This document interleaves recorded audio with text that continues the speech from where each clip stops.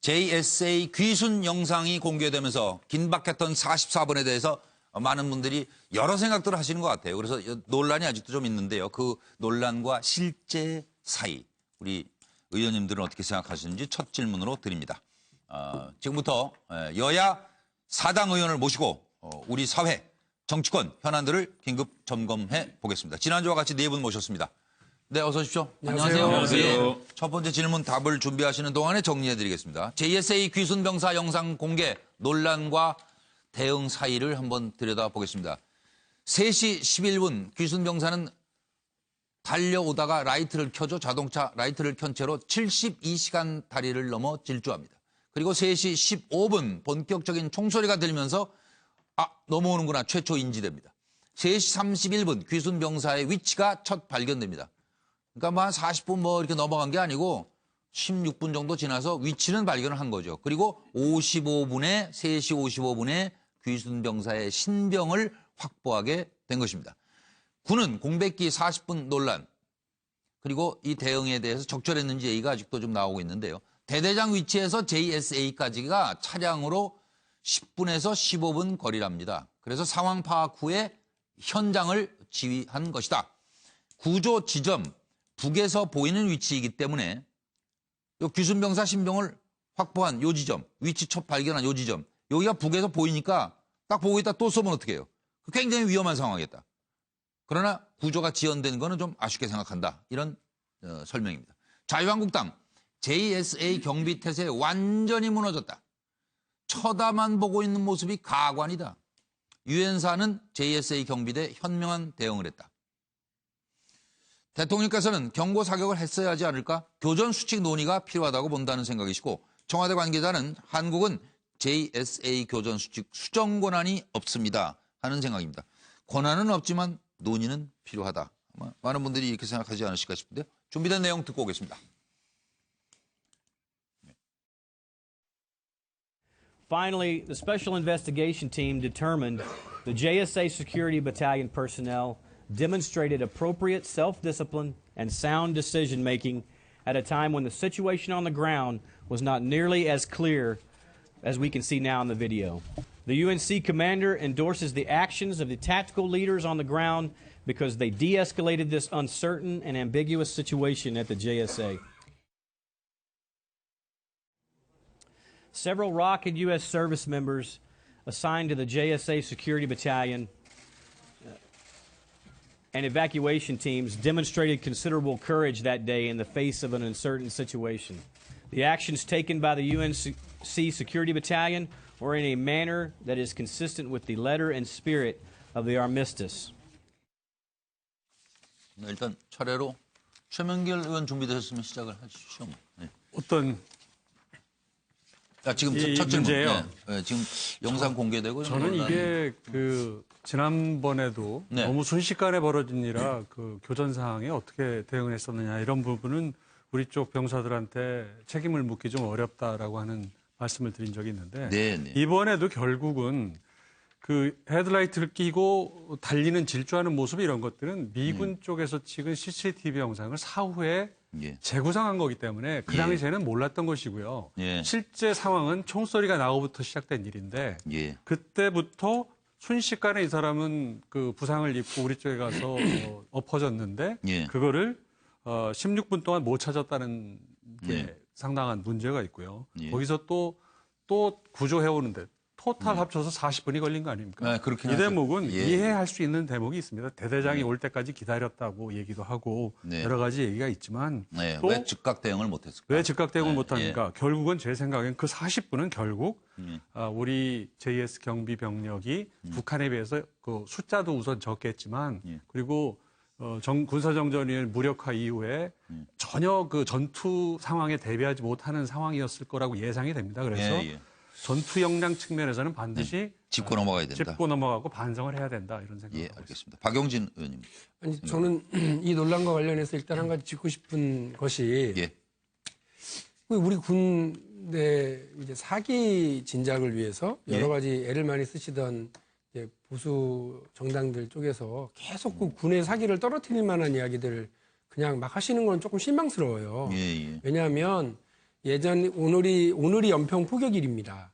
그래서 연평도 포격일에 그때도 여러 논란이 있었는데 국민들이 다 공감했던 건 어쨌든 작전은 실패했었을지 모르지만 우리 병사들은 정말 노력을 다했다. 그래서 오늘 뭐 이명박 전 대통령도 페이스북에 글을 올리신 걸 보면 휴가 가던 장병들도 돌아오고요. 또 뭐 불이 붙은지도 모르고 헬멧을 쓰고 대응 사격을 나섰던 병사들에 대해서 이렇게 뭐 폄하할 필요 없는 거 아닙니까? 마찬가지로 이번에도 우리 병사들에 대해서 폄하할 필요 없다고 저는 봐요. 그리고 논란이 있었던 걸로 제가 아는데 대대장이 직접 구했느냐 아니면 직접 구하지 않았느냐 이 논란이 있었는데 허복을 해서 거기까지 거길 갔냐 보면 마냐, 어쨌든 대대장의 지시와 그리고 직접 갔던 부사관 2명과 엄호에 나선 게 대대장이라는 거 아닙니까? 그래서 그런 것들을 보면 전체적으로 이 상황이 우리 국민들이 보기에 안정적으로 상황을 관리된 거다라고 보고요.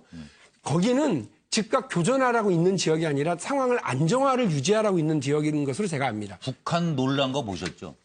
네? 북한에서 놀라 뛰는 거죠. 네네네. 이게 무슨 일이야 하고 뭐 제정신이 아니에요. 북한도. 근데 우리로서는 이 부분을 안정적으로 관리할 지역에서 안정적인 어떤 지침 속에서 우리 병사들의 안전과 그리고 귀순한 병사에 대한 신병 확보까지 저는 빨리 진행되지 않았다라고 하는 아쉬움을 얘기하는 건 좋지만 우리 병사들의 어떤 대응과 이런 부분과 관련해서 지나치게 비판적으로 얘기해가지고 사기 떨어뜨리는 일은 없었으면 하는 생각입니다. 예. 야, 그러면 진짜 저는요. 이렇게 JSA 안에서 한국 쪽으로 총알이 40발이 날라왔는데 안전을 얘기하고 있는 모습을 보니까 좀 놀라워요. 저는 JSA 경계가 완전히 무너졌다라고 생각을 합니다. 이 영상을 보시면 세 가지 중요한 포인트가 있습니다. 첫째, 북한군이 MDL을 넘어왔습니다. 두 번째는 한국 영토에 40발의 총격이 왔습니다.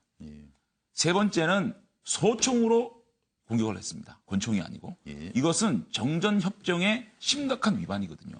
그렇다면 우리 군으로서는 최소한 비조준의 보복 사격을 가해야지만 북한이 우리 군의 태세라든지 우리 군의 응징, 보복 이런 것에 대해서 무섭게 생각을 하지 JSA라고 해서 안정 때문에 그러면 북한이 대포 한 발 쏘았는데 그다음에 안 쏘는다고 안정이 필요하다고 대응 안 할 겁니까? 그래서 우리 군이 언제부터 이렇게 나약했는지 참 안타깝고요. 다시 한번 우리 군이 철저한 강한 군인으로 다시 태어난다고 생각합니다. 장님 생각엔 어떻게 했어야 돼요? 저 때는 그럼 40발 날라오면 한 그럼 400발 비조준 보복 사격 해야죠. 그래요? 그렇습니다. 그러다 계속 더 크게 확전되는. 그거를 자꾸만 예단해서 말씀하시면 안 됩니다. 우리가 비조준 보복 사격을 했다 그래서 그쪽에 전면전이 일어납니까? 우리의 강력한 응징의 자세를 보여주는 겁니다. 의지를 보여주는 거고요. 아니 힘에는 힘으로 대응을 해야지 힘에는 힘으로 대응 안 하고 약하게 안전으로 대응한다?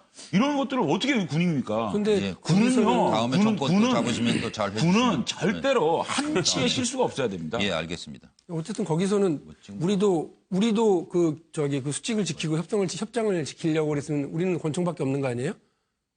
권총으로 얼마나 무슨 상대가 협정을 위반했으면 우리도 위반할 수 있습니다. 법에 정전협병법에 나와 있어요. 두 분이 해결할 일이 나와 있어요. 그래요. 유엔사 아니 상대가 데려다 놓고 해야 돼. 상대가 법을 위반했으면 우리도 위반하는 겁니다. 청초고 말고 결정권이 아니 자위권 방어로 소총은 발사할 수 있습니다. 84년에 심각한 교전 사태가 있었습니다. 그래서 북한군 3명이 사살되고 5명이 다치고 우리 군인 1명 죽고 한 사건이 있었거든요. 근데 36년 동안 그런 일이 없었기 때문에 조금 이 91년 이후에 좀 경계가 아니 정전협정을 약화된 얘기하는데 겁니다. 전정협정은 우리가 자위권 발동으로는 소총을 사용할 수 있습니다. 네, 알겠습니다. 오신환 의원 얘기하시고요. 예. 발언 시간은 1분씩으로 좀 해주시면 어떻게 나서 이걸 장지원 의원 아니 아시겠지만 제가 지난주에 이어서 제가 불량 욕심이 많잖아요. 오신환 의원 얘기 좀 듣고 일단 싶어요. 정리하고요. 시작하자마자부터 시끄러우셔서. 사실은 국회가 일단 얼마나 유엔사에서 발표한 것을 보면 정전협정을 북한이 일단 어긴 것을 두 가지를 지적하지 않았습니까? 네, 그런 그렇습니다. 측면에서 보면 일단은 군사분계선을 넘어온 상황 그리고 총격을 가한 우리 쪽을 향해서 네. 이런 부분들에 대해서 우리의 대응이 적절했느냐라는 측면에서 보면 좀 아쉬움이 있는 장면이기는 해요. 이 장면 자체를 보면 정말 영화보다 더 영화 같은 정말 아찔한 순간인데요. 네. 우리가 아까 최명길 의원님 말씀하신 대로 84년도 이후로 너무나 그냥 뭐 맞닿아 있긴 하지만 이런 늘 별일이 없었으니까요. 그런 상황들이 없었기 때문에 다소 아유, 정말 안이한 어질, 태도로 어질 뭐. 있지 않았나 이런 생각이 있고요. 예. 교전 수칙에 대한 부분은 사실은 JSA뿐만이 아니라 전 군사분계선 철책 안에서 우리가 다 공통된 내용들을 담고 있기 때문에 네. 향후에 우리가 우리의 권한이 없다고는 하지만 그 유엔사와 할 수 있는 최소한. 범위 내에서 향후에 이런 부분들이 발생했을 때 어떻게 대응할지에 대한 매뉴얼을 좀 만들 필요가 있다 이렇게 생각을 합니다. 네, 국회 가서 이제 장제원 의원하고 특히 박용진 의원 두 분이 잘 의논하시고 여기서 방송 끝나고 가면 다 잊어버리지 마시고 그래서 어떻게 하면은 제대로 대응할 수 있나 잘 연구해 제일 친한 주시고요. 의원을 불러가지고 예. 대꾸도 못하겠어요. 거기도 친하고 말고가 왜 중요해요? 지금 법으로 잘 저거 해서 따지셔서 해야지. 지금 그리고 한때는 뭐 여기 계신 분들은 지금 잘 나가시지만 네. 한때는 참 잘 나가던 분들이었는데 이분들 정말 어째 영 끝이 보기 안 좋네요.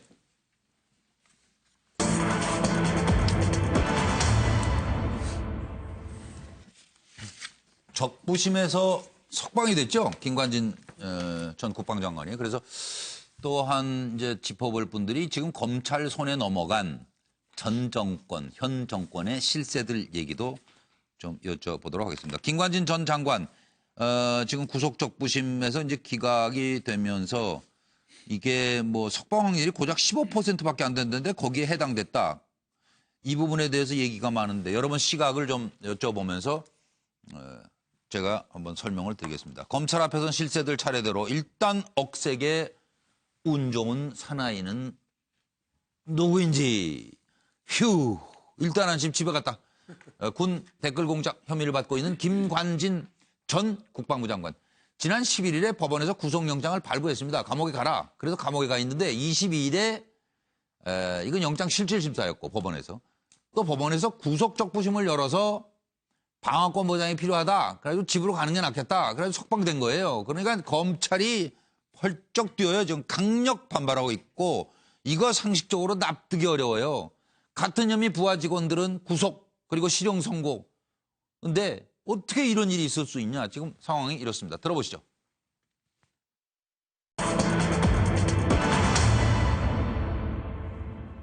JSA 귀순 영상이 공개되면서 긴박했던 44분에 대해서 많은 분들이 여러 생각들을 하시는 것 같아요. 그래서 논란이 아직도 좀 있는데요. 그 논란과 실제 사이 우리 의원님들은 어떻게 생각하시는지 첫 질문으로 드립니다. 지금부터 여야 4당 의원을 모시고 우리 사회, 정치권 현안들을 긴급 점검해 보겠습니다. 지난주와 같이 네 분 모셨습니다.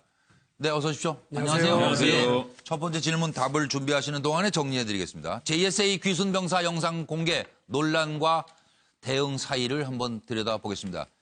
3시 11분 귀순병사는 달려오다가 라이트를 켜줘 자동차 라이트를 켠 채로 72시간 다리를 넘어 질주합니다. 그리고 3시 15분 본격적인 총소리가 들리면서 넘어오는구나 최초 인지됩니다. 3시 31분 귀순병사의 위치가 첫 발견됩니다. 그러니까 뭐 한 40분 이렇게 넘어간 게 아니고 16분 정도 지나서 위치는 발견을 한 거죠. 그리고 3시 55분에 귀순병사의 신병을 확보하게 된 것입니다. 군은 공백기 40분 논란 그리고 이 대응에 대해서 적절했는지 얘기가 아직도 좀 나오고 있는데요. 대대장 위치에서 JSA까지가 차량으로 10분에서 15분 거리랍니다. 그래서 상황 파악 후에 현장을 지휘한 것이다. 구조 지점 북에서 보이는 위치이기 때문에 요 귀순병사 신병을 확보한 요 지점, 위치 첫 발견한 요 지점, 여기가 북에서 보이니까 딱 보고 있다 또 쏘면 어떻게 해요? 굉장히 위험한 상황이겠다. 그러나 구조가 지연된 거는 좀 아쉽게 생각한다. 이런 설명입니다. 자유한국당 JSA 경비 태세 완전히 무너졌다. 쳐다만 보고 있는 모습이 가관이다. 유엔사는 JSA 경비대 현명한 대응을 했다. 대통령께서는 경고 사격을 했어야 하지 않을까? 교전 수칙 논의가 필요하다고 본다는 생각이시고 청와대 관계자는 한국은 JSA 교전 수칙 수정 권한이 없습니다 하는 생각입니다.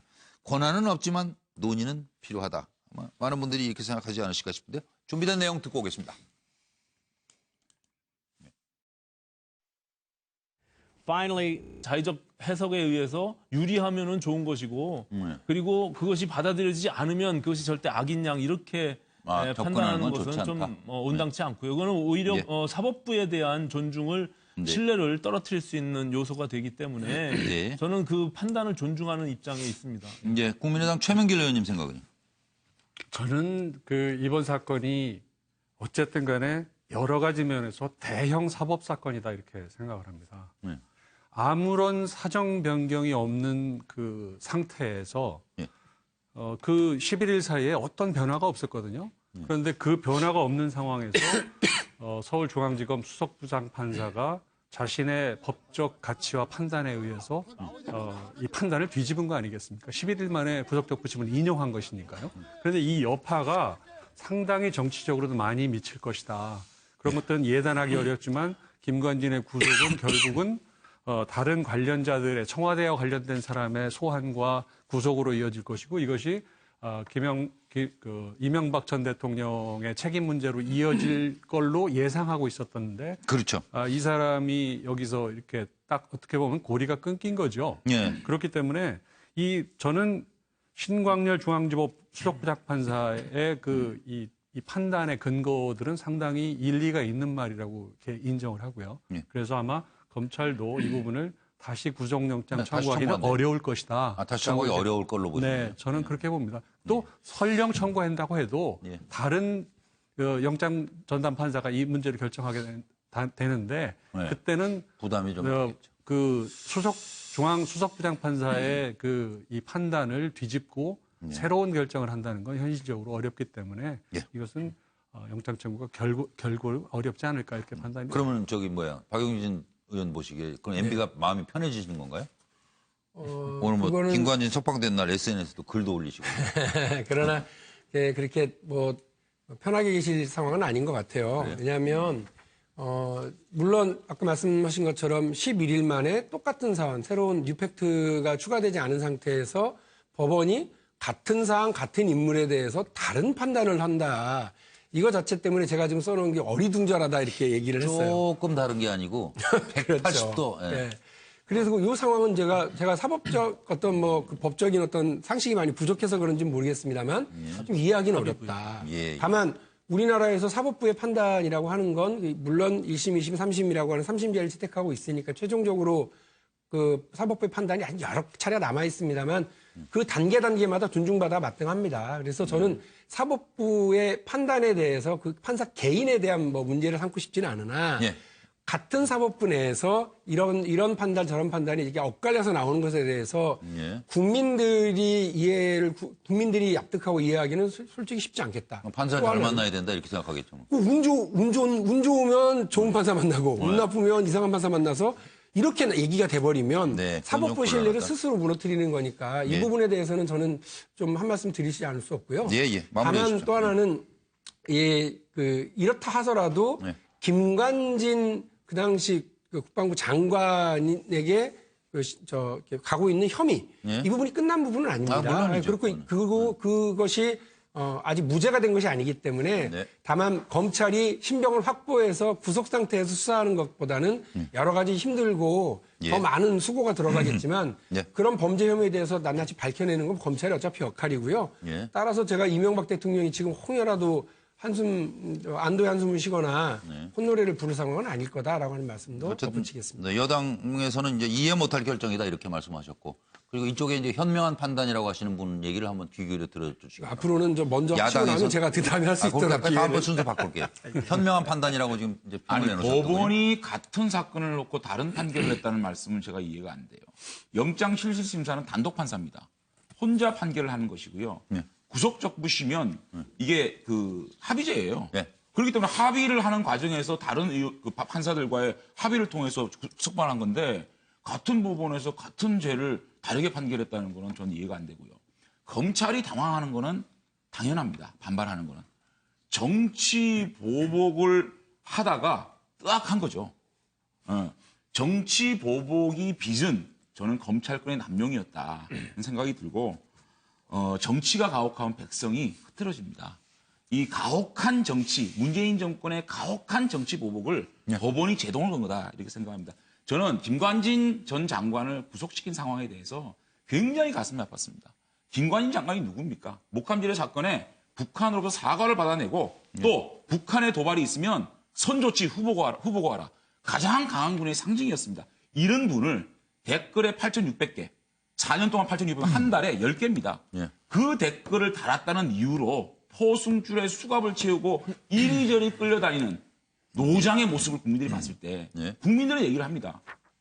무엇을 위한 적폐냐? 탄식하고 있는 거거든요. 그렇기 때문에 정말 도주와 증거인멸의 우려가 없는 전직 국방부 장관은 불구속 기소를 통해 가지고 법원의 판결 속에서 예. 국민들의 동의와 합의를 거쳐 나가면서 어떤 것이 정말 적폐고 어떤 것이 잘못됐는지 판단을 네, 하면서 대법원의 최종 판결을 받는 것이 예. 그야말로 제도와 시스템 개혁 아닌가. 그래서 법원의 판결은 굉장히 정당하고 현명한 판단이었다고 네, 생각합니다. 국민의 판단을 위해서 꼭 한 가지만 덧붙이고 싶은 네, 네. 사실이 말이죠. 이 판결이 어제 구속덕부심 인용 판결이 난 다음에 검찰에서 이런 말을 했어요.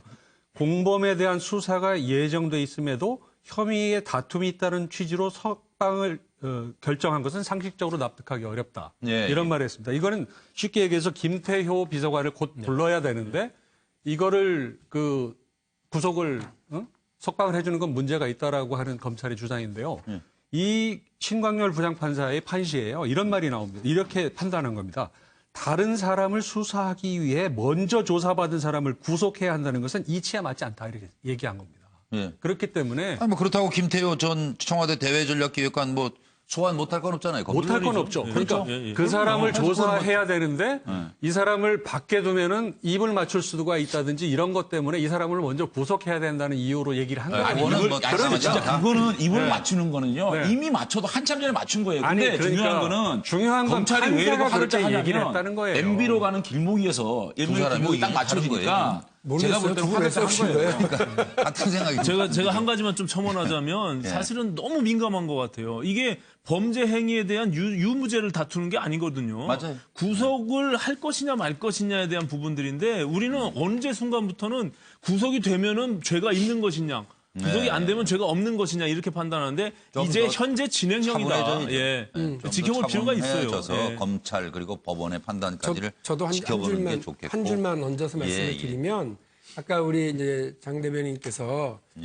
저 구속적부심하고 저기 저 구속영장 실질심사는 달라 실질심사하고 이렇게 다르다. 얘기하셨는데 네. 우리가 그거를 어느 판사한테 묻는다라고 얘기하지 않고 다 똑같이 법원의 판단을 법원에게 판단을 묻는다고 하는 거예요. 그러니까 판단 기관은 사실 법원이니까. 그거를 그 각각이 좀 다르다. 여기 혼자서 판단하고 그건 아니죠. 아니 그러니까 아니, 그거를 합의제하고 단독은 틀려요. 왜 합의제를 그렇다고 단독을 둡니까? 하더라도 그건 우리가 아니죠. 우리 사법 체계에서 그걸 법원에게 묻는다고 그러지 그 판사에게 묻는다고 안 하는 이유에 대해서 그렇게 얘기하실 문제는 아니라고 봅니다. 양심적 번역 거부에 저- 있어서는 판사마다 틀립니다. 그건 어떻게 생각하세요? 그러니까 판사 개개인은 개개인의 재판을 할 수 있잖아요. 그리고 합의부를 두고 단독을 두는 거는 그 사건의 중요성이나 그런 걸 다 두고 법원의 어떤 시스템이거든요. 그 시스템을 가지고 장 의원 같은 생각이시고 법원을 그러니까 박 의원 같은 생각은 이제 같은 법원이라고 아니, 보시는 그러니까 거고. 지금 또 이제 양심적 병역 거부 관련해서 얘기를 하시는데 그러니까 그때마다 헌재에 물어보거나 대법원의 판결을 기다리기도 하고 합니다. 그러니까 왜냐하면 각각이 다 다르니까요. 그리고 그거는 지난 몇십 년 동안 쭉 이어져 오는 사건들이 각각 판단을 달리하는 거예요. 11일 사이에 똑같은 사람 똑같은 팩트를 놓고서 달리 법원이 판단하는 것에 대해서 제가 그걸 문제 제기를. 어리둥절하시지 않겠냐 국민들이 이렇게 얘기를 한 거지. 법원의 판단을 제가 무시하거나 혹은 우리 장 의원님처럼 그거는 전혀 다른 법원이가 상관없다라고 얘기하시는 다른 법원이라고 판단한 게 아니고요. 오히려 국민들한테 합의제라고 말씀을 드린 거예요. 그게 더 정확하다는 말씀을 드리는 거죠. 국민들한테 오히려 더 혼란을 줄 수 있으니까. 1심과 2심 차이인데 뭘 너무 좋겠어요. 심각하게 다툴 이유는 없는 것 같고요. 중요한 정당을 건 빼고 하면은 좀 조용할래나. 한쪽은 그럴 수 있을 것 어디시죠? 더불어민주당 예. 그리고 자유한국당. 아니, 두 분 다 솔직히 법조인은 저보다는 아니시잖아요. 장재훈 의원님이 얘기 내가 조금 더 많이 해요. 내가 알기로 두 분 다 법조인 오늘은 만만치 아니니까 않은데? 그 정도 하세요. 그냥 6시 53분이 됐고요. 다음 질문은 검찰 손으로 넘어간 현 전 정권 실세. 바로 이제 두 사람입니다. 최경환, 전병헌. 지금 이 상황은 뭘 말한다고 보시는지. 뭐 여러 이제 뭐 얘기들이 나오고 있는데 의원님들 생각을 좀 여쭤보도록 하겠습니다. 첫째, 조마조마한 사나이. 조마조마한 사나이는 누구일까요? 롯데 3억 뇌물 의혹으로 지금 구속영장 청구가 됐는데 전병헌 전 수석 얘기로는 나는 어떤 불법도 관여 안 했다. 일관되게 이렇게 주장하고 있습니다. 전 보좌진들의 후원금 횡령으로 구속됐고 보좌진들은 청와대 정무수석을 사퇴하고 피의자로 검찰에 소환됐으며 검찰은 제3자 뇌물수 등의 혐의로 구속영장을 청구해 구속 위기에 처했습니다. 자유한국당, 국민의당은 청와대가 사과해야 한다. 청와대가 사과하라 이렇게 나오고 있습니다. 한편 말수가 없어진 사나이는 누구일까요? 네, 바로 최경환 의원입니다. 돈을 받았다고요? 무슨 특활비? 그거 내가 사실이면은 내 그냥 할복을 할 거예요. 국정원 특활비 1억 수수 의혹을 받고 있습니다. 이병기, 이현수 돈 건넸다고 진술했습니다. 원장이고 기조실장이고. 그리고 검찰은 국정원 회계장부도 확보했다고 합니다. 최경환 의원실과 자택, 사무실 다 압수수색하고 28일에 검찰이 지금 피의자로 소환 예정이라고 지금 이제 돼 있고요. 더불어민주당은 돈 받았다면 용서 못할 범죄다 이렇게 주장하고 있습니다. 들어보시죠.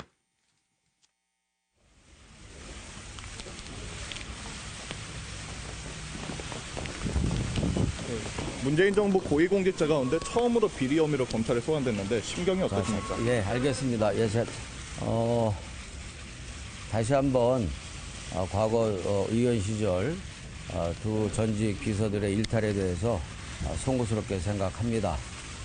그리고 무엇보다도 청와대에 많은 누가 된 것 같아서 참으로 안타깝고 참담한 심정입니다. 그러나 다시 한번 분명하게 말씀드립니다만 저는 그 어떤 불법에도 관여한 바가 없습니다.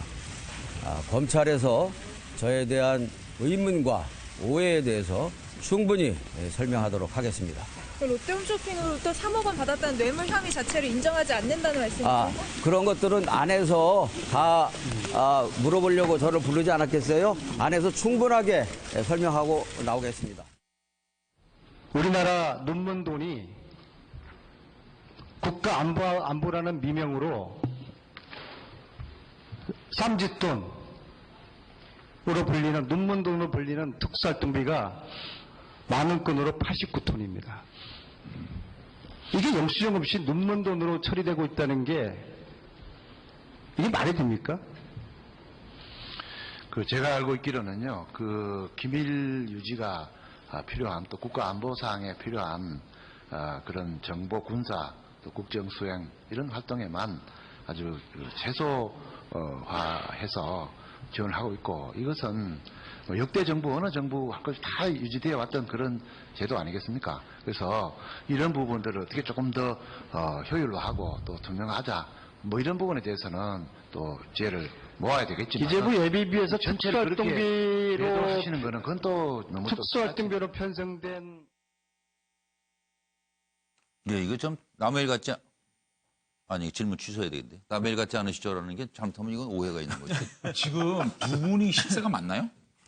두 분이요? 네, 지금 아직 실세가 아닌 것 같아요. 사실 오늘 제가 문무일 총장 전 정권 실세. 어쨌든 뭐 문무일 총장을 만나가지고 이 사건에 대해서 수사를 제가 여쭤보니까 예. 이현수 실장이 국정원 TF에 조사하는 과정에서 예. 우연히 툭 이런 얘기가 나왔대요. 나와버렸다. 이제 국정원 특활비 얘기가. 근데 이현수 씨가 만약에 최경환 의원 실세면 툭 나왔겠어요? 근데 제가 이제 최경환 의원이 자신의 비서관의 특혜 취업 부분은 참 억울하다. 그런 사건이 아닌데 정도였는데 이번에 할복을 하겠다 그러시니까 굉장히 억울해 하시니까 한번 수사 결과를 지켜볼 필요가 있는 것 같고요. 전병헌 수석 문제는 사실은 전병헌 수석이 실세인가요?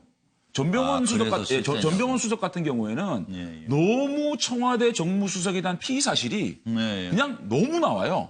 과연 정말 이분이 실세인가 생각이 들고 그걸 못 막냐? 그러니까 일부에서는 이런 얘기가 나오거든요. 네, 알겠습니다. 그러니까 청와대 권력 암투의 피해자다. 예. 야당 표적 사정을 위한 희생물이다. 뭐 이런 얘기가 나오거든요. 그래서 사실은 청와대 내에 한병도 비서관이나 또 백원우 비서관이 실세한 건 아니까 제가 볼 때는 전병헌 의원 수석이 실세가 아니기 때문에 저런 일을 당하고 있지 않나 저는 이렇게 생각이 듭니다. 상당히 잘하시네 내부 사정을. 박영준 의원 저 실세 아니라는데. 뭐 처음 듣는 얘기고요.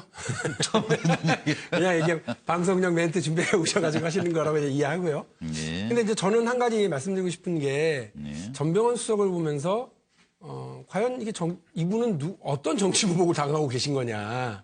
하도 자유한국당에서 이건 정치보복이다 이렇게 얘기를 하시니까. 이분은 그럼 어떤 그런 궁금함이 들었어요. 근데 정치보복이냐? 사실은 이번에 저도 약간 놀랬던 게 최경환 의원에 대한 수사를 한다고 하면서 국회 의원 사무실을 수색했다고 그래서 경산에 있는 의원 사무실 압수수색한 줄 알았어요. 근데 국회를 들어왔더라고요. 깜짝 놀랐어요. 저는 그래서 이거를 그 뉴스를 저는 오전에는 들었는데 그게 국회 사무실인지도 모르고 있었고 두 번째 이 최경환 의원에 대한 압수수색과 전병헌 의원에 대한 이 수사에서도 전병헌 의원 수사할 때 대통령한테 보고도 안 했어요. 이 사실을 알고 국회 여당 의원들이 무슨 생각을 하느냐면 아이고야, 이게 진짜 윤석열 지검장 그 댓글 수사 팀장 할 때 국정원 들이쳐가지고 국정원 요원들 잡아오던 사람이 그 기계 그대로구나. 그러면 이거 뭐 죄 지은 사람은 여야 할 것 없이 다 할 건데 이 생각을 다 했죠. 그러니까 이거는 야당이 뭐 아무리 뭐 이거를 정치보복 프레임으로 얘기해봐야 소용없고요. 여당이 누군지 구분이 안 되는 칼잡이가 칼 잡았구나 그런 거 지금. 신경 안 씁니다. 만일에 검찰이 문제가 있다라고 생각을 하고 검찰 권력을 좀 분산시켜야 된다는 생각을 한다면 지금 상임위에 올라와 있는 공수처 법안 문제라든지 또 검경 수사권 조정 문제에 대해서 보다 우리 야당이 특히 자유한국당도 적극적으로 좀 이 부분에 대해서 논의에 임해 주시면 검찰 개혁의 방향으로 나갈 수 있는 좋은 계기까지 되겠다는 생각이 듭니다. 네, 알겠습니다. 최명길 의원으로 갑니다. 저는 이 사건을 보면서 저거 어디 실세 소리 듣고 힘 있는 자리에 있다는 건 결국 절벽 위에 서 있는 거다라고 하는 정말 권력 무상이라는 말씀을 드리고 싶고요. 전병헌 수석 문제는요. 제 생각하기에는 이건 청와대 인사검증의 문제입니다, 본질. 이게 이미 오래전부터 언론에 의해서 제기됐고 이런 의혹과 관련돼서 측근들이 여러 번 구속이 된 사실이 있고 그리고 자기 처남이 한번 구속됐던 일이 있었고 그래서 이 문제도 이미 어떻게 이렇게 아까 장재훈 의원 말씀대로 가자마자 바로 1억 5천이 5억이 되고 하는 이런 상황을 청와대 민정에서 거르지 못하고 대통령의 가장 중요한 수석 보좌관으로 갖다 놔 수 있었을까라고 하는 게 의문이 들 뿐이고요. 최경환 의원 문제는 사실 어떤 핵심은 이현수 실장의 플리바긴입니다. 사실은 이게 그 국정원장 특활비 40억은요. 왜 박근혜 대통령이 관심을 가졌냐면요. 국정원 특활비 쪽에서 아주 특별한 40억입니다. 그거는 원장 지출이라는 말만 쓰면은 얼마를 가져가도 되는 거예요. 그래서 흔적이 남질 않아요. 딴 건 흔적이 남습니다. 그런데 이 1억 원은 이현수 실장이 이병기 수석한테 말을 듣고 이거를 수사 과정에서 얘기를 한 겁니다. 맞아요. 이 일종의 플리바긴이죠. 그러니까 이병기 수석도 확인해줬고 그러니까 이건 참 그 부인하기가 어려운 그 혐의가 된 겁니다. 오신환은 국정원 특활비 문제가 드디어 이제 우리 정치권으로 이제 화살이 돌아오기 시작했는데 저는 이제 시작이라고 생각합니다. 이 신적패, 구적패 모두 다 저는 도려내야 된다고 생각을 하고요. 국민들이 보면 참 한심한 일이죠. 그리고 전병헌 수석 문제는 앞서 우리 최명길 의원님 말씀하셨다시피 이게 하루 이틀의 일이 아니었거든요. 저는 검찰이 그 내용들을 다 이미 갖고 있었을 것이다 이렇게 보고 있어요. 그런데 그 이제 시점을 어디로 봤을 것이냐 했을 때 저는 이제 검찰이 지금의 정권이 초기에 출범함과 동시에 검찰권을 행사하려고 하는 정치 권력에 이제 야당 쪽에서 하도 공격을 받으니까 그런 측면에서 전병헌 수석의 카드를 꺼낸 것이 아니냐 저는 이렇게 보는 측면이 있고요. 최경환 의원의 경우는 저는 이제 시작이다 정치권에. 그리고 특활비 문제가 국정원이나 법무부 장관은 그것이 아니라고 얘기를 했지만 이미 언론을 통해서 국회의원들 5명에게도 국정원에서 특활비를 전달을 했다느니 이런 언론이 있지 않았습니까? 저는 명백히 규명해서 진상규명해야 된다고 생각합니다. 그래서 조사해서 사실은 검찰개혁의 모든 그 내용 속에는 이 정치 권력에 결탁하는 부분들이 담겨 있습니다. 그래서 정치 권력에서 출발한 이 내용들을 저는 적폐청산에 도려내야 된다. 저는 이렇게 생각합니다. 알겠습니다. 잠시만, 해도 너무한다. 뭘 해도 너무해요? 30초만 쓰겠습니다. 아니, 박용진 의원이 말씀하신 거 100% 수용할게요. 정말 여야 관계없이 깨끗하게 검찰이 공정한 사정을 하고 있다. 인정할게요. 그러면 이 대답을 해야 돼요. 전병헌 수석이 이미 올 초부터 e스포츠 관련돼 가지고 비리 혐의는 사실상 정치권에서 광범위가 알려진 사실입니다. 그럼에도 불구하고 청와대 정무수석으로 앉혀놨다 그러면은 이 사실에 대해서 몰랐다면 무능이고요. 알았다면 기만입니다. 청와대가 이 문제에 대해서 대답을 해야 됩니다. 청와대 인사검증 라인이 얼마나 무능했으면 몰랐으며 알고도 그 비리 혐의에 대해서 광범위하게 소문난 걸 알고도 네. 임명을 했다면 그건 국민을 기만한 거죠. 자, 무능이냐 기만이냐 선택해야 됩니다. 그런데 우리가 물론 전임 정권이긴 합니다만 의혹만 가지고 공직자에 대한 판단을 내려서는 안 된다는 게 박근혜 대통령의 판단이었고 또 그 당시 국무총리였던 황교안 총리의 판단이었습니다. 그러니까 저는 그 부분에 대해서는 존중을 하는데 문제는 뭐냐면 지금 말씀하신 우리 여의도의 광범하다고 얘기하시지만 그 광범함의 지경이라고 하는 게 정확한 팩트와 어떤 그 증거를 바탕으로 하는 게 아니잖아요. 그리고 제가 지금 알기로는 그러한 혐의에 대한 부분을 가지고서 어느 기관에서도 혐의와 썰을 가지고서만 하지는 않아요. 그렇지 않습니다. 그러니까, 용기는 있잖아요. KBS에서 있었던 겁니다. 그리고 인사 검증할 때 저는 장 의원님 얘기할 때 다 듣고서 얘기하는데 경찰하고 검찰에 다 알아보잖아요. 그렇죠. 그러나 그것이 넘어가서 또 비슷한 카더라라고 하는 것이 아니라 정확한 정보였을 때 확인되는 거죠. 무능입니까? 기만입니까? 이건 아니 그렇게 만약에 확인될 만한 거였으면 뭐 하려고 검찰이 불러갖고 뭐 조사하고 수사하고 따로 해요. 바로 잡아가 버리지. 그렇게 명확한 근거가 있으면 그냥 다투기만 지금 하시면 검찰도 확인해야겠다는 거 아닙니까? 검찰이 피사를 다 흘리고 소환하기 전에 뭐 구속영장 청구 얘기 나왔어요. 최경환 의원은 할복한다는 말 한마디로 믿겠다고 얘기하시고. 믿겠다 안 그랬습니다. 검찰 수사를 지켜보자. 아니 그러니까 그러면서 정병원 의원에 대해서는 마치 죄가 확인된 것처럼 얘기하시는 건 말이 안 돼요. 그래서 제가 그렇게 얘기한 거 아니에요. 최경환 의원 문제는 검찰 수사를 지켜보자 얘기한 거예요. 범죄 혐의가 확인되면 그거에 대한 상응한 조치를 하면 되는 겁니다. 청와대도 전병헌 수석의 범죄 혐의가 확인되면 사과해야 됩니다. 범죄가 확인되고 나면 사과해야죠. 그 물론이죠. 시청자들이 다 다른 채널로 넘어가십니다. 저 싸우는 꼴 아이고 또 봐야 되나. 국회에서도 저러더니 뉴스와이드 나와서까지. 다음번에는 뭐 실세들로 좀 모셔야지. 초선 뭐 재선이지 재선. 저쪽 두 분 재선. 그래야 뭐 좀 나 잘 모르던 얘기도 듣고 그래야 흥미가 있을 텐데 요 다음으로 넘어가서 하여튼 무슨 말씀들 하시나 살펴보죠. 뭐 7시 벌써 6분을 넘어가기 때문에 엄청 시끄럽긴 한데요. 이 특활비 문제. 글쎄요. 모든 게 시끄럽다가 말더라고요. 그러니까 앞으로는 돈 안 쓰겠다. 이런 건 필요 없다는 얘기는 안 나올 것 같은데요. 보시죠.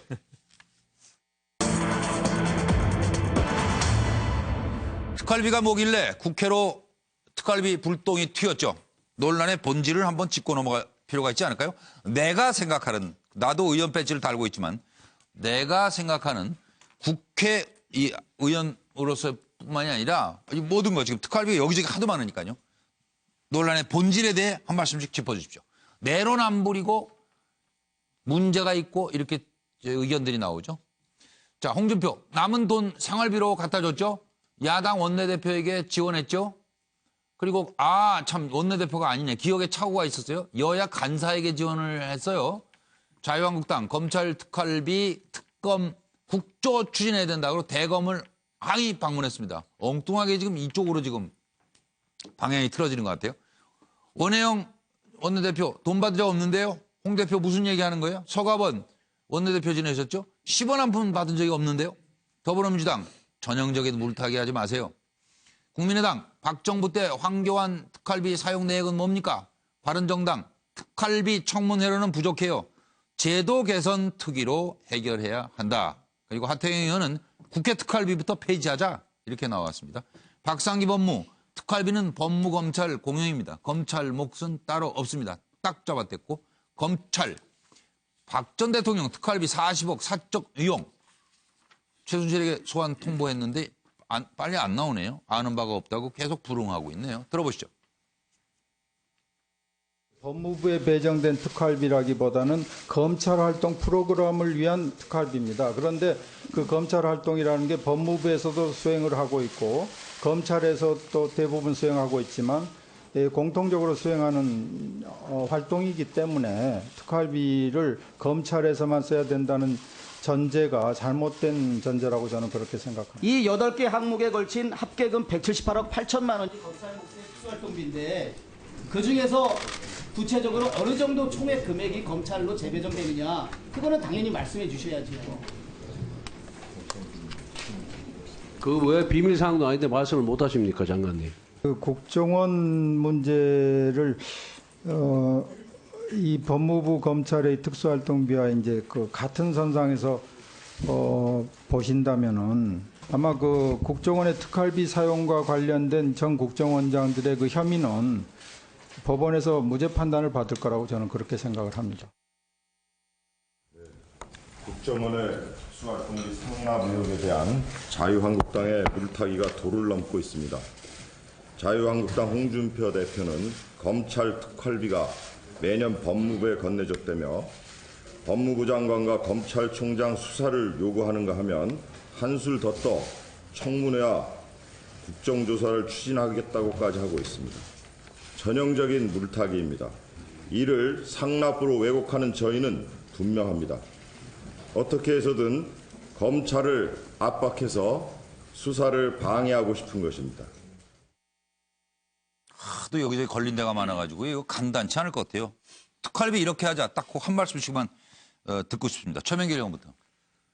지금 문제가 되고 있는 이제 법무부와 검찰 사이에 왔다 갔다 하는 특활비 전체 규모가 이제 250억 뭐 이 정도 거론되고 있지 않습니까? 그런데 이제 국회에 대해서 사람들이 쳐다보는 눈이 따가운 건 사실입니다. 그런데 2018년 국회에 지금 올라와 있는 특활비 규모는 생각보다 작습니다. 65억입니다. 그러니까 법무부 한 부처가 그 정도면은 국회는 뭐 500억쯤 받아야 쓸 것이다라고 이렇게 상상하기가 쉬운데 실제로는 65억이고요. 이런 적다. 것들은 입법 활동비, 뭐 특별위원회, 그리고 의원 외교 활동 지원비 이런 것들로 쓰이는데 저도 사실 상임위원회 차원에서 한번 그 외국 그 시차를 갔다 오거나 이렇게 했기 때문에 그런 데에 쓰인 돈이라든지 특별위원회는 뭐 평창 특위 활동을 하고 있거든요. 근데 뭐 평창에 가서 그 시차를 한다든지 뭐 할 경우에 거기 경비가 들거든요. 그런 데 쓰이는 돈이라고 이해를 해 주셨으면 좋겠습니다. 그러나 감시와 돈과 권력은 감시와 통제하에 있는 것이 늘 국민에 대한 예의다 이런 생각을 합니다. 하여튼 이 뜬금없애긴 정말 어려워요. 오신환 의원님. 네. 이 특활비 문제가 사실은 검찰이 국정원의 특활비를 청와대에 전달하는 것에부터 불똥이 튄 거 아닙니까? 맞아요. 그 이제 국회로 오고 지금 그것을 자유한국당이 사실은 이제 법무부가 검찰의 특활비를 떼놓고 내려주는 이 부분도 동일한 선상에 있다라고 보는 것은 전 다소 좀 너무 나간 것이다 이렇게 보고요. 다만 오늘 이 특활비 관련해서 제가 법사위에 있는데 법무부 장관을 상대로 현안 질의를 했습니다. 거의 청문회 같은 청문회 같은 수준으로 했는데 저도 뭐 굉장히 크게 질타를 했는데 일단 잘못 쓰고 있는 것만은 분명해요. 특활비를. 국민들이 지금은 받아들이기 어려운 수준으로 특활비를 사용하고 있는 건 확실합니다.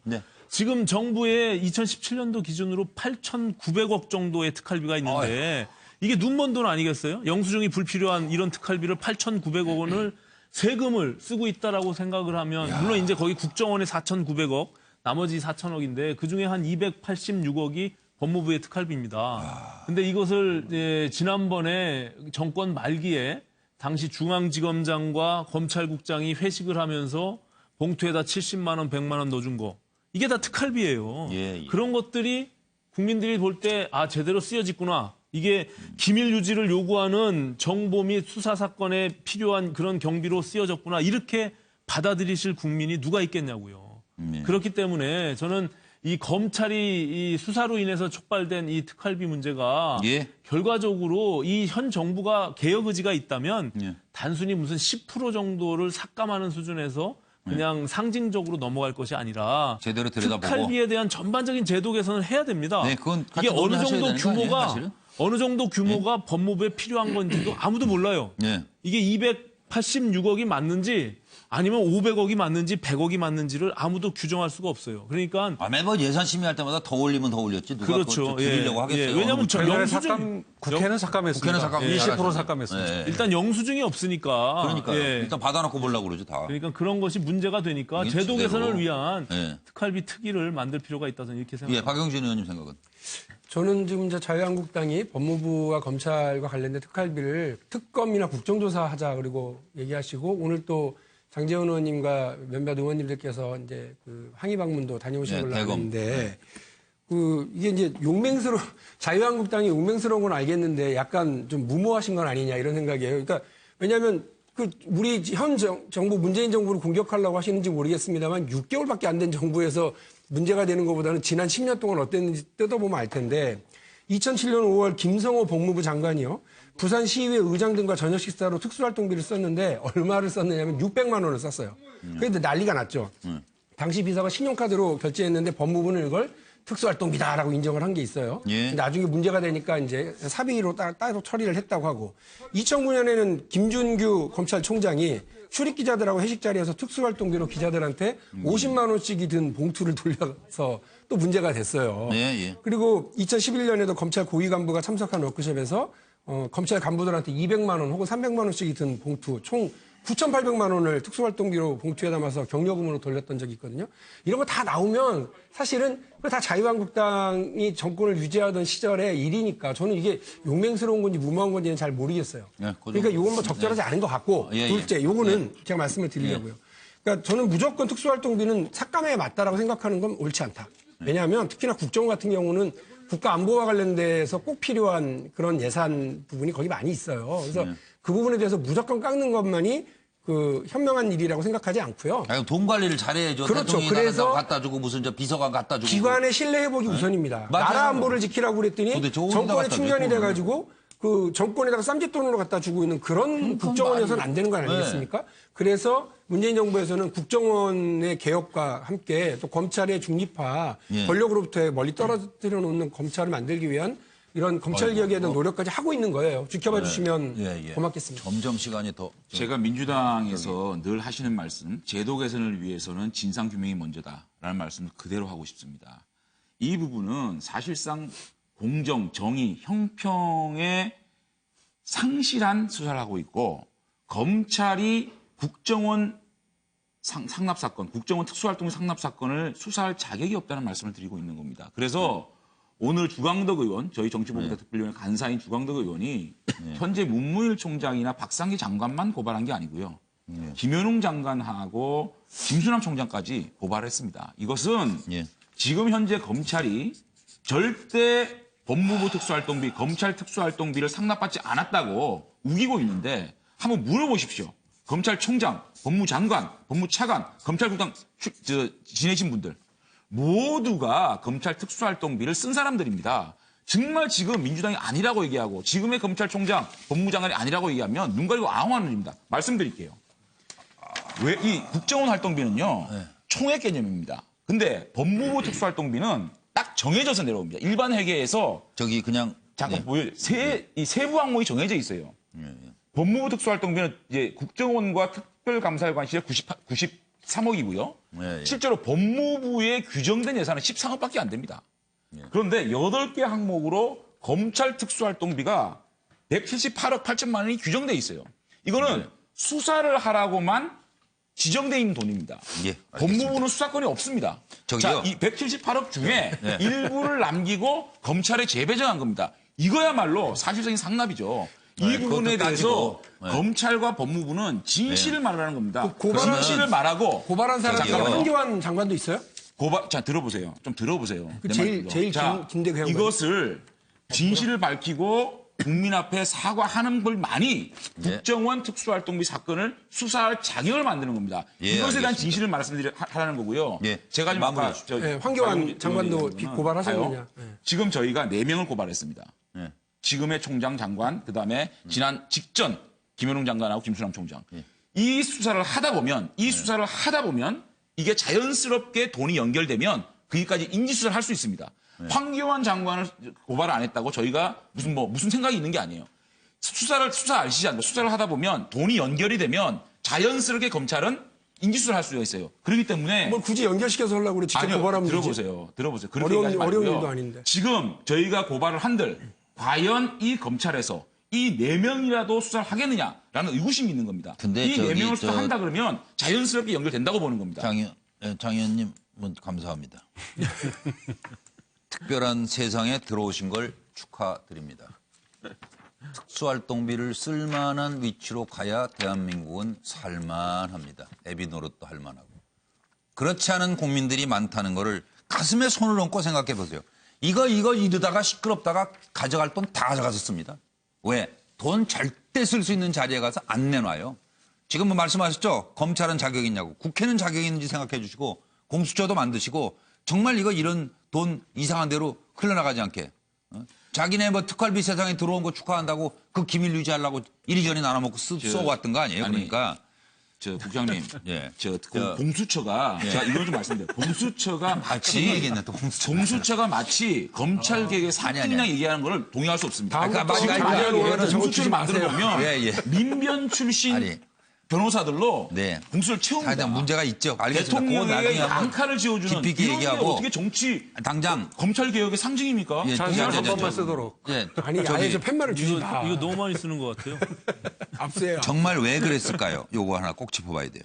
예? 세월호 수습 세월호 6월 찾고 5일간 현장에서 왜 은폐를 했을까요? 이 사람들? 무슨 속사정이 있었던 건지 정말 궁금합니다. 들여다보시죠.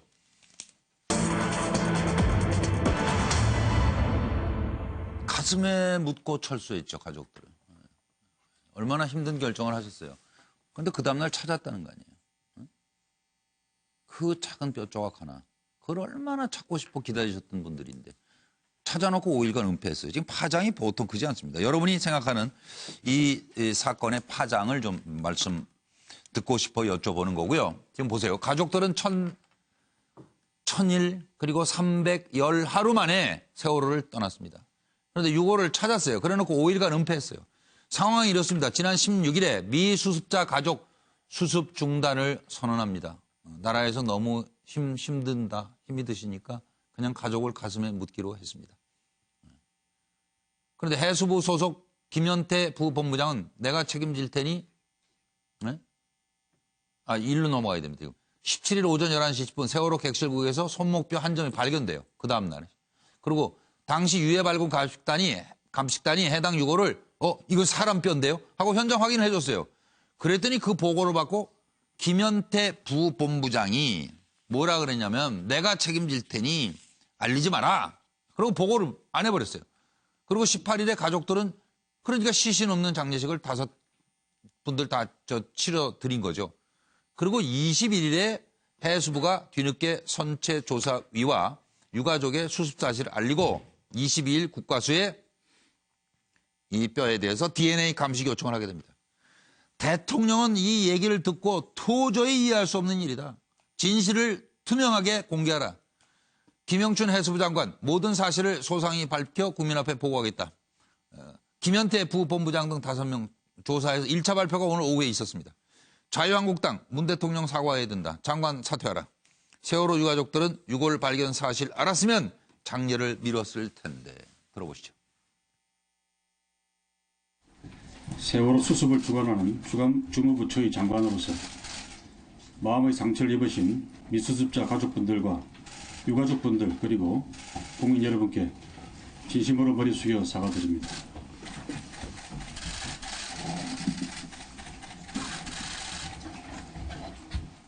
앞으로 추가적인 조사를 통해서 이번 사태가 발생한 원인을 한치의 의혹도 없이 명백하게 밝혀서 국민 앞에 소상하게 보고드리는 한편 이와 관련하여 책임져야 할 사람은 반드시 엄중한 책임을 묻도록 하겠습니다. 미수습자 가족들의 추모식과 장례식 일정의 차질을 우려하여 발인 및 사무제 이후에 유해 발굴 사실을 전파하려 했던 것으로 확인되었습니다. 이 과정에서 김원태 부단장이 현장 수습반에 유해 발굴 사실을 비공개토록 지시하였고 유해 발굴 사실 지원 전파에 관한 사항을 세월호 후속 대책 추진단장 이철조와 사전 협의한 정황도 확인하였습니다. 네, 이 문제에 대해서 어떻게 생각들을 하시는지 장관은 먼저 하실래요? 그 문재인 정권이 박근혜 정권이 세월호 사태하는 이후에 국가의 도리를 잘 못한다고 이게 나라냐 얘기했지 않습니까? 지금 문재인 정부가 세월호 이 6월 은폐 사건은 국가의 도리는커녕 인간의 도리로 잘못하고 있다는 생각을 하고 있는 겁니다. 오늘 특별히 오늘 1차 진상조사 발표한 거 있지 않습니까? 저는 이것도 난센스예요. 김영춘 장관이 20일 날 이 사건을 보고받고 이틀 동안 유가족에게 얘기를 안 했습니다. 김영춘 장관이 주체가 돼서 진상조사를 한다? 어느 국민이 믿겠습니까? 해수부가 해수부를 조사한다? 믿지 않습니다. 그렇기 때문에 사법기관에 진상조사를 맡기고요. 김영춘 장관은 사퇴하는 게 맞고 두 번째, 이 은폐 이유가 뭐냐? 장례식과 추모식에 방해를 하지 않으려고 했다는 거거든요. 방해가 될지 안 될지는 해수부가 판단하는 게 아닙니다. 유가족이 판단하는 거죠. 이렇게 정말 미사오구를 통해 가지고 진상조사 할 바에야 저는 사법기관에 맡기고 해수부는 장관부터 시작해서 책임만 지면 된다고 생각합니다. 박영진 의원 말씀 주시죠. 이 경우는 정말 국민적인 분노의 대상일 수밖에 없지 않나 싶어요. 특히나 이 문제를 왜 그 현장에 있는 해수부 공무원이 자기가 판단을 하고 자기가 책임지겠다고, 이게 무슨 자기 혼자 책임질 일인가요, 이게? 자기가 옷 벗으면 책임져질 일이에요? 지금 이 세월호 문제와 관련해서 국민이 입은 상처가 얼마고 그리고 유가족들이 안고 있는 슬픔이 얼마나 큽니까? 근데 그 부분을 단순한 유해에 대해서 본인이 이거는 이미 기수습된 기발견된 분의 유해일 것이다라고 스스로 판단하고 그것을 이렇게 묻어놨었다? 이해가 안 되고요. 이 부분에 대해서는 분노라고 하는 단어밖에 없다. 그리고 이와 관련해서 저는 엄정대처를 천명하고 있는 정부 입장 그대로 이 부분에 대해서 진실 분명히 밝히고요. 처벌될 사람은 반드시 처벌받아야 마땅하다고 생각합니다. 최명길 의원으로 갑니다. 대한민국에 이렇게 용감한 공무원이 있을 수 있다고는 생각하지 않습니다. 세월호 조사위원회 부본부장이 3년 넘게 찾던 유골이 손목뼈가 나왔다는 게 확인이 됐는데 그 사실을 자기 재량으로 장관한테 보고하지 않고 내일 연결식도 있으니 내가 책임질 테니 알리지 마라. 이 말은요. 정말 탁 하니까 헉 하니까 하고 죽었다는 그 박종철 고문치사 사건 설명하고 이후에 가장 어처구니가 없는 설명입니다. 이 부분은 반드시 해명해야 되고 해수부의 조사로는 턱없이 부족하고요. 이 사건은 정말 게이트 차원이라고 생각합니다. 오신환 의원님 말씀 기회를 드려야 되겠습니다. 김영춘 장관의 고개 숙여 사과하는 모습이 낯설지 않는 것 같습니다. 과거 정권에서도 계속 뭐 이런 것들이 터질 때마다 장관이 사죄를 했는데요.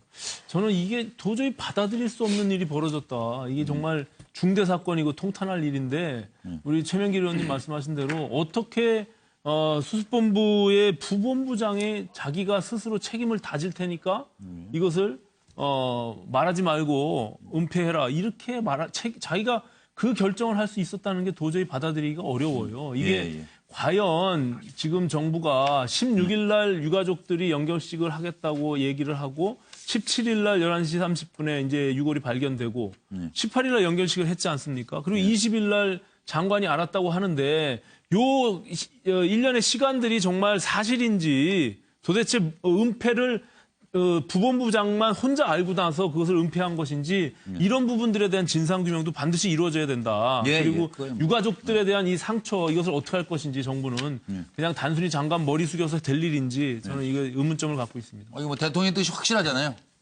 이해할 수 없는 일이다. 진실을 투명하게 공개해라. 그러니까 그렇게 움직일 걸 기대를 해보면서 그리고 오늘 오신 김에 꼭 여쭤봐야 되는데 최명길 의원님, 오신환 의원님, 두 분은 언제 같은 당 이름으로 나오신 거예요? 세 명으로 줄어요 이제? 시기는 특정하기 어려우나 잘 돼가고 있다라고 하는 것은 이렇게 얘기하셨다가 당내에서 분란 생기는 거 아니에요? 괜찮습니다. 어느 같은 당이 된다고는 지금 단언하지 않았고요. 아니 두 분은 가만히 계세요. 왜 오신환 의원 언제 선거 공조 오늘도 저희가 유승민 안철수 대표가 한 자리에서 서로 이렇게 어느 정도 신뢰하는 과정 속에서 아주 사이 좋으시던데 새로운 길을 만들어가는 것에 대해서 어느 정도 서로 감을 갖고 있다 저는 이렇게 보고요. 당내 반대하는 분들은 나가세요 그러면? 그렇게 해야 됩니까? 같이 가야죠. 자유한국당으로 가는? 아니 대통령이 이 세월호 유골 은폐 사건에 대해서 무슨 어처구니 없다. 진상을 즉각 규명하라. 그렇게 얘기하자면 국민이 사과하는 문제지 과거로 돌아가는 유체 이탈화법이에요. MBN 뉴스 팔로 이어드리겠습니다. 고맙습니다.